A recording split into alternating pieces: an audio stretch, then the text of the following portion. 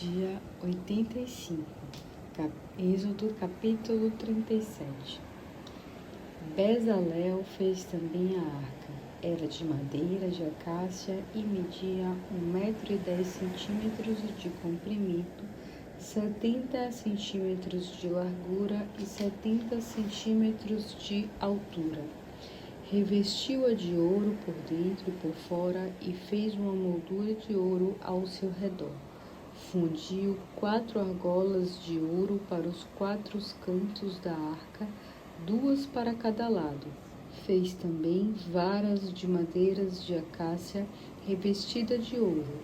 As varas foram introduzidas nas argolas dos lados para carregar a arca.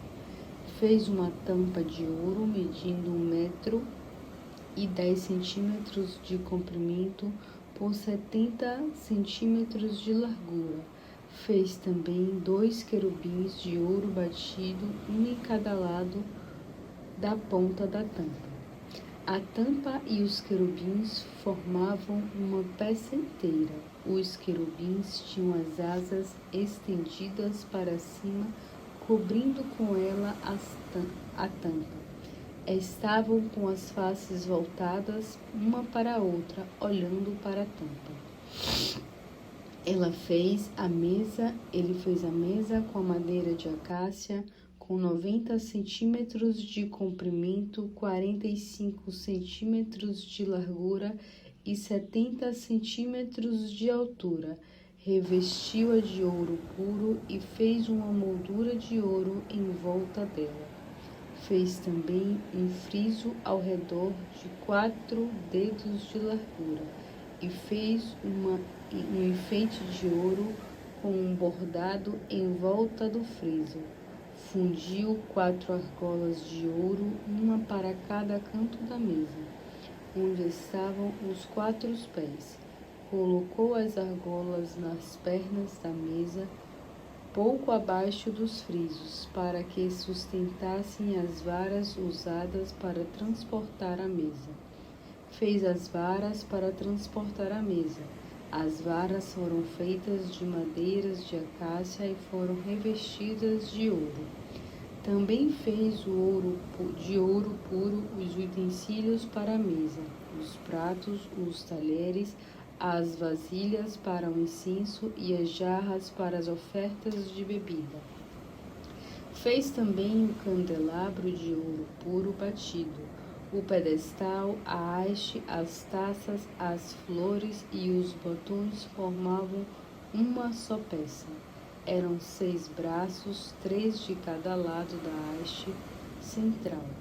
Cada braço tinha 3 taças em formas de amêndoa, cada uma com um botão de flor, e 3 taças com formato de flor de amêndoa no braço seguinte, cada uma com um botão de flor. Assim era com os 6 braços que saem do candelabro. Mas a haste central do candelabro tinha 4 taças em forma de amêndoas, cada um com uma flor de botão. Havia um botão debaixo de cada par dos 6 braços que saíam do candelabro. Os botões, os braços e o candelabro formavam uma só peça de ouro puro batido. Depois fez 7 lâmpadas. Os cortadores de pavios e os apagadores eram de ouro puro. Foram gastos 35 quilos de ouro puro para fazer o candelabro com todos os seus utensílios. Fez ainda o altar de incenso de madeira de acácia. Era quadrado, medindo 45 centímetros de largura e 90 centímetros de altura. As pontas de chifre e o altar propriamente dito formavam uma só peça. Revestiu de ouro puro a parte de cima, as paredes em volta e os chifres. Além disso, foi feita uma moldura de ouro ao seu redor. Fez também 2 argolas de ouro de cada lado do altar, abaixo da moldura. Nessas argolas foram introduzidas varas para carregar o altar. As varas eram de madeira de acácia revestidas de ouro. Fez ainda o óleo santo da unção e o incenso aromático especial. Esse serviço foi feito por perfumistas especializados. João capítulo 16.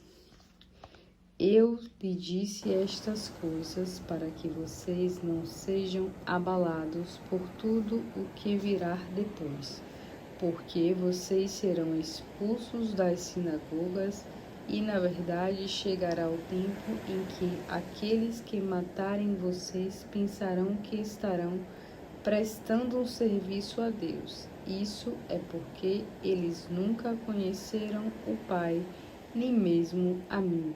Sim, eu estou lhe dizendo essas coisas agora para que, quando elas acontecerem, vocês se lembrem de que eu os avisei. Eu não lhes disse antes porque iria ficar com vocês mais um pouco. Mas agora vou para aquele que me enviou, e nenhum de vocês me pergunta: para onde o Senhor vai? Pelo contrário, vocês apenas ficam cheios de tristeza por causa do que eu disse. Mas a verdade é que é melhor para vocês que eu vá, porque se eu não for, o Consolador não virá para vocês. Se eu for, eu enviarei a vocês. E quando ele vier, convencerá o mundo do pecado, da justiça e do juízo. Do pecado, porque os homens não creem em mim. Da justiça divina, porque eu vou para o Pai, e vocês não me verão mais. E do juízo, porque o príncipe deste mundo já está julgado. Há tanta coisa que eu ainda quero dizer, mas agora vocês não podem suportar. Quando vier o Espírito da verdade, ele guiará vocês em toda a verdade, pois não estará falando de si mesmo, mas falará aquilo que ouviu. Ele falará a vocês a respeito do futuro. Ele me glorificará e tratará grande honra para mim ao mostrar a vocês a minha glória, porque tudo o que pertence ao Pai é meu. Por isso eu posso dizer-lhes que ele mostrará a vocês a minha glória. Mais um pouco e não me verão mais, porém um pouco mais e me verão novamente. Que será que ele está dizendo? Perguntavam alguns dos seus discípulos entre si. Que será isso que ele quer dizer com mais um pouco e não me verão mais, e um pouco mais e me verão novamente? E por que vou para o Pai? E perguntavam: que quer dizer um pouco mais? Nós não sabemos o que ele quer dizer. Jesus percebeu que eles queriam perguntar a respeito disso. Então disse: vocês estão perguntando entre si o que eu queria dizer quando falei: mais um pouco e não me verão, e um pouco mais me verão novamente. O mundo se alegrará grandemente com o que está para acontecer, e vocês chorarão e se lamentarão. Vocês se entristecerão, mas essa tristeza de vocês se tornará em maravilhosa alegria.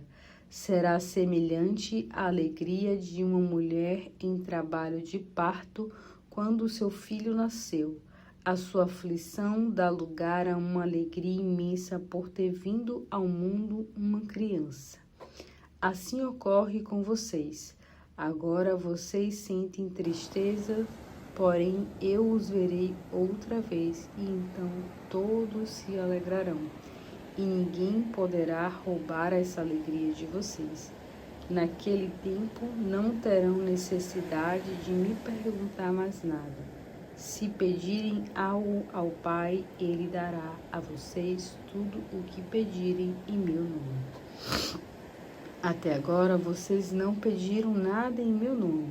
Peçam e receberão, para que a alegria de vocês seja completa. Eu tenho falado por meio de ilustrações. Chegará o momento em que isso não será mais necessário, e eu falarei claramente a respeito do Pai. Então vocês devem pedir em meu nome, e eu não precisarei pedir ao Pai que conceda estes pedidos, pois o próprio Pai ama a vocês, porque vocês me amaram e creem que eu vim do Pai. Sim, eu vim do Pai e entrei no mundo. Agora deixarei o mundo e voltarei para o Pai. Finalmente, o Senhor está falando claramente, disseram seus discípulos, e não mais por meio de ilustrações. Agora entendemos que o Senhor sabe todas as coisas e não precisa que ninguém pergunte nada. Por isso, nós cremos que o Senhor veio de Deus. Respondeu Jesus. Então, agora vocês creem, mas chegará o tempo, e já é agora, em que vocês serão espalhados, cada um para suas casas. Vocês me deixarão sozinho, mas ainda assim eu não ficarei sozinho, porque o Pai está comigo. Eu falei tudo isso para que tenham paz em mim. No mundo vocês terão muitos sofrimentos e tristezas, mas tenham bom ânimo, porque eu venci o mundo.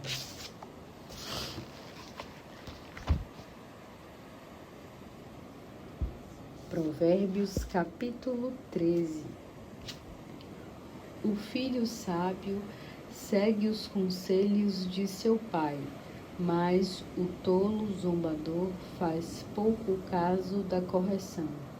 O justo consegue coisas boas do fruto da sua boca, mas o perverso mostra com suas palavras que o seu coração está carregado de violência e de maldade.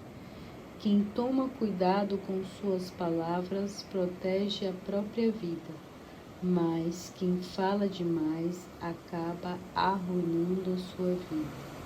O preguiçoso sonha e nunca consegue nada, mas a pessoa esforçada e trabalhadora realiza seus ideais. Os justos detestam a mentira, mas os perversos trazem vergonha e desonra.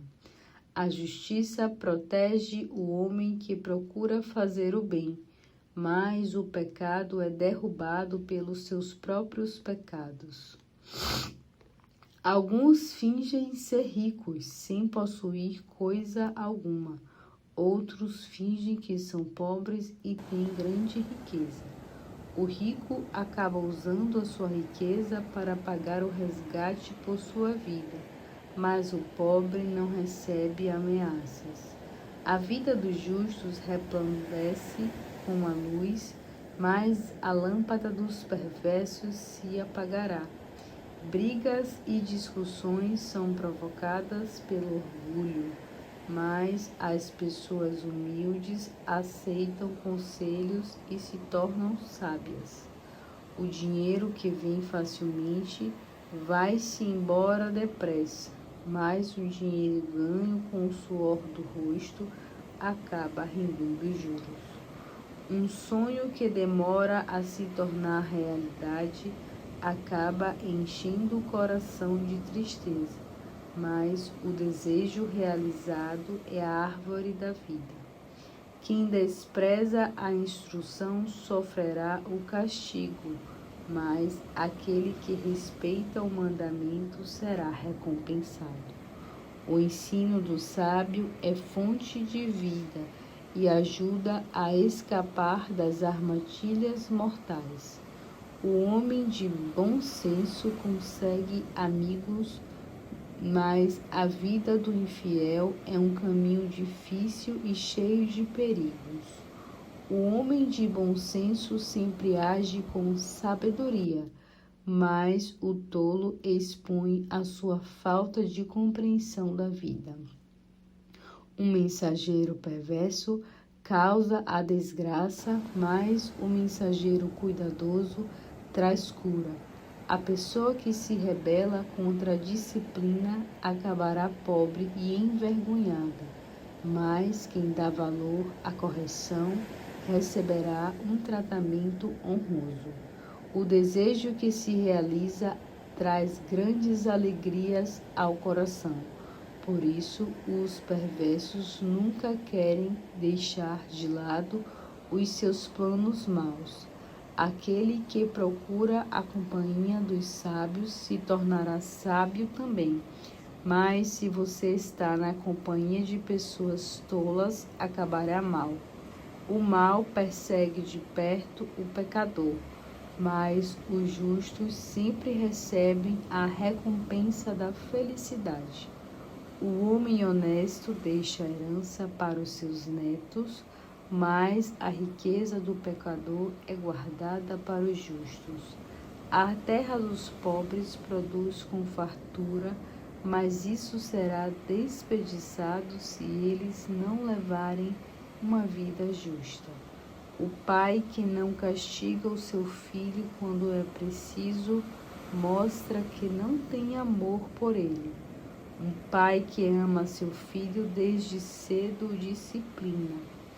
O justo sempre tem o alimento de que precisa para não passar necessidade, mas o perverso acaba passando fome.